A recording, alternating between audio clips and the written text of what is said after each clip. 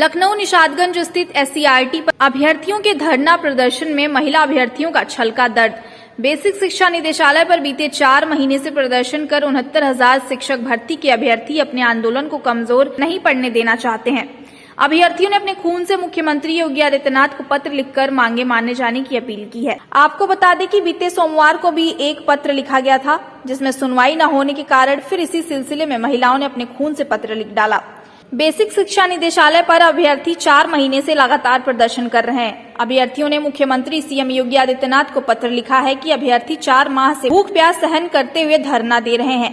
हमारी भूल को क्षमा करें और 1,37,500 के समस्त रिक्त पदों पर हम योग्य अभ्यर्थियों को नियुक्ति दिलाएं। पत्र में अभ्यर्थियों ने कहा है कि शिक्षकों के पद खाली हैं, दावेदार उपलब्ध हैं, तो आनाकानी क्यों की जा रही है। दरअसल शिक्षक भर्ती आरक्षण की गड़बड़ के आरोपों को लेकर भी चर्चा आ चुकी है। अभ्यर्थियों का कहना था कि प्रदेश सरकार ने जल्द जांच करवाकर चयन से बाहर हो गए पिछड़े वर्ग के अभ्यर्थियों को नियुक्ति नहीं दी थी। अभ्यर्थियों का आरोप है कि 69,000 शिक्षक भर्ती में पिछड़े अभ्यर्थियों के लगभग 6,000 पदों पर घोटाला हुआ है। साल 2019 में आयोजित इस भर्ती प्रक्रिया में 1 लाख अभ्यर्थी शामिल हुए थे, जिसमें से लगभग 1,40,000 अभ्यर्थी पास हुए थे। 2022 का चुनाव करीब है, आप लोग लगातार धरने पे बैठे हैं। क्या कुछ आश्वासन या क्या कुछ कहना चाहेंगे कि आगे क्या होगा आपके साथ, क्या कुछ उम्मीदें हैं आपकी? अगर योगी सरकार हमारे कष्ट को देख करके, हमारे दुख दर्द को देख करके हमारी समस्याओं का समाधान कर देती है तो हम 2022 में सरकार के साथ डटे रहेंगे। उनके साथ जो है 75 जिलों में जो है प्रचार करेंगे 22,000 साथी, और अन्यथा की स्थिति में हम सभी साथी 75 जिलों में जाकर के सरकार के खिलाफ प्रचार भी करेंगे और सरकार बनने में उनको नाक को चने चबाने पड़ेंगे। लेकिन हमारे साथ अगर आते हैं हम उनके साथ लगातार डटे हैं, हमारी मांगों को पूरे कर दे, हम लगातार उनका सम्मान करेंगे, उनका प्रचार करेंगे और 2022 में उन्हीं की सरकार बनवाएंगे। आप लोग खून से पत्र लिखा था, ऐसा क्या हुआ कि आज आपको दोबारा खून से पत्र लिखना पड़ गया? हमने 25 तारीख को माननीय योगी आदित्यनाथ जी के लिए पत्र लिखा था खून से, लेकिन उस 4 दिन के दरमियान हमें कोई भी जवाब न तो प्रशासन की तरफ से न ही शासन की तरफ से कोई सकारात्मक परिणाम हमारे सामने आए। इसलिए हम अत्यधिक व्यथित होने के कारण और हमारे जो अभ्यर्थी उनके माता पिता जो 61 लोगों को प्रशासन ने अपनी जेल में बंद कर लिया है और उनके माता पिता इतने व्यथित थे, उनकी हमसे पीड़ा देख ही नहीं जा रही थी।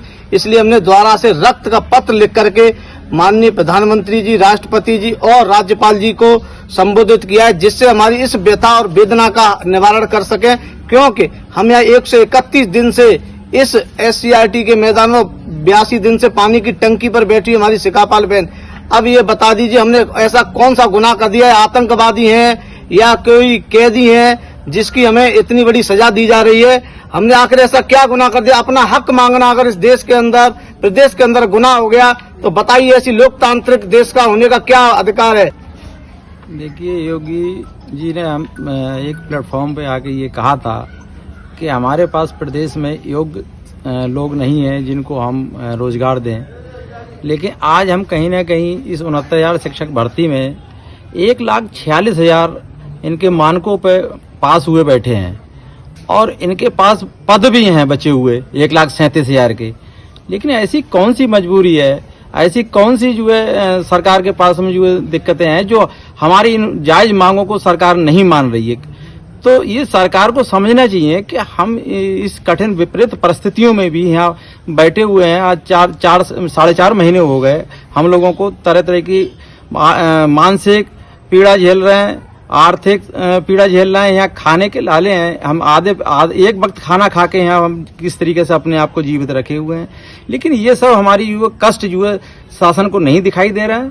और हमारे 61 साथी जो आज जेल में हैं, सरकार ने इस तरीके से अमानवीय तरीके से उन पर जो है एक्ट लगाए हैं जैसे हम कोई आतंकवादी हो या कोई विदेश से आए हुए कोई टेररिस्ट। इस तरीका की एक्टिविटियों में हमारे ऊपर जो कार्रवाई कर रही है सरकार, और ये उनको रिहा होने से जो बार बार उनको बाधित कर रही है।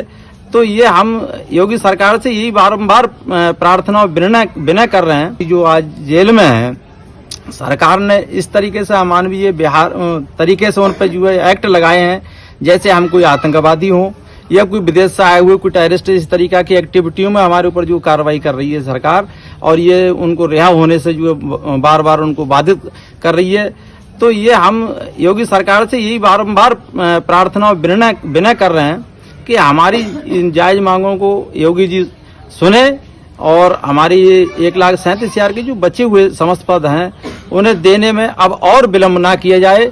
और यदि ऐसा अगर ये शासन नहीं करता है तो हमने एक महामहिम जी को एक खून से पत्र लिखा है अपने सभी क्या कहते हैं अभ्यर्थियों ने, और ये मांग की है कि अगर हमको ये उत्तर प्रदेश का शासन योगी सरकार ये बचे हुए पदों पे नियुक्त नहीं कर सकती है तो हमने ये गुहार लगाई है राष्ट्रपति जी से, महामहिम से, कि हमको इच्छा मृत्यु प्रदान कर दी जाए। अब हम ऐसे जीने से कोई फायदा नहीं है। अब दूसरी बात यह है सर, एक बात देखिए कि अब हम लोग ज्यादातर अभ्यर्थी हमारे 40 साल की एज को क्रॉस कर रहे हैं, उम्र दराज हो गए हैं, तो इस अवस्था में जाके लोग कहाँ रोजगार मिलेगा। अब हमें तो ऐसा लगता है जैसे हम बेरोजगारी का तमगा लेके ही हम मरेंगे। क्यों? योगी सरकार से अब यही विनती है कि जो किया है उन्होंने हमारे साथ तो भुलाने वाला नहीं है। हम लोग नौकरी करने के लिए निकले थे, ना कि अपराधी बनने के लिए। हम लोग जो अपराध, उनकी नजर में अपराध, हम अपराधी नहीं है। हम लोग तो एक नौकरी के लिए बाहर निकले थे।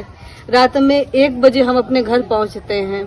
आप बताइए कि पड़ोस के लोग भी देखते हैं कि ये औरत रात में 1 बजे घर पहुंच रही, क्या इसे परेशानी है। लोग उंगलियां अब हमारे कैरेक्टर पर भी उंगलियां उठने लगी हैं। इस कदर हम लोग बेबस हो गए। ये सरकार ने इस कदर हम लोग को मजबूर कर दिया कि हम लोग ये उनकी नजर में अगर अपराध है तो ये अपराध हम बार बार करेंगे। भरें जेल, वो कितना जेल भरेंगे। अभी हम सब लोग जेल जाने को तैयार बैठे हैं। अब अगर वो चाहते हैं कि उनकी सरकार मतलब फिर से बने तो हमारे साथियों को रिहा करें और हमें नौकरी दें। अगर नौकरी नहीं दे सकते तो एक बार मीडिया में आकर या मंच पर आकर ये बोले सार्वजनिक मंच से कि हम नौकरी नहीं दे सकते, तो हम लोग अपना 3 साल का कीमती समय हम लोग फिर ये उम्मीद जो लगाए बैठे हैं, अभी कम से कम उम्मीद खत्म हो तो हम लोग कुछ और कर सकते हैं। हम ये कहना चाहते हैं कि हम लोग इतना मजबूर हो चुके हैं ये कदम उठाने के लिए कि हमें अपना हाथ काट के खून निकालना पड़ता, उसे पत्र लिखते हैं, लेकिन तब भी हमारी राज्य सरकार नहीं सुनती है। हमारे 61 भाइयों को जेल में डाल दिया है। हम उनसे यही कहना चाहते हैं कि हमारे भाइयों की रिहाई करवाएं और 1,37,000 के बचे हुए पदों को भरें। बस हम सरकार से यही विनती कर रहे हैं कि जो आप ही की वाणी है कि हमारे पास पद बहुत हैं लेकिन योग्य शिक्षक नहीं है। आप एक संत हैं, अपनी वाणी को सत्य साबित करिए योगी जी। और हमारे जो 61 भाई बहन जेल में बंद हैं वो कोई अपराधी नहीं है, वो सिर्फ एक नौकरी की आस में आए थे। उनको रिहा करवाएं और 1,37,000 के जितने भी पद हैं सब भर के हम लोग को यहाँ से मुक्ति करेंगे। आप क्या कहना चाहेंगी? योगी जी संत हैं, हमें उनसे बहुत उम्मीद थी।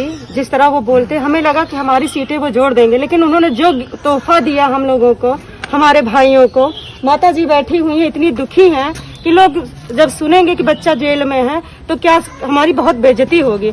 अब इनकी इज्जत, हमारी इज्जत यही है कि हमारी 22,000 सीटें जोड़ दे, हमारी इज्जत बच जाए। योगी जी, मेरा बेटा जेल में बैठा हुआ है, बहुत ज्यादा उम्मीद करके यहाँ धरना पर था। अभी मैं क्या करूँ, मेरी उम्र 70 साल के लगभग है।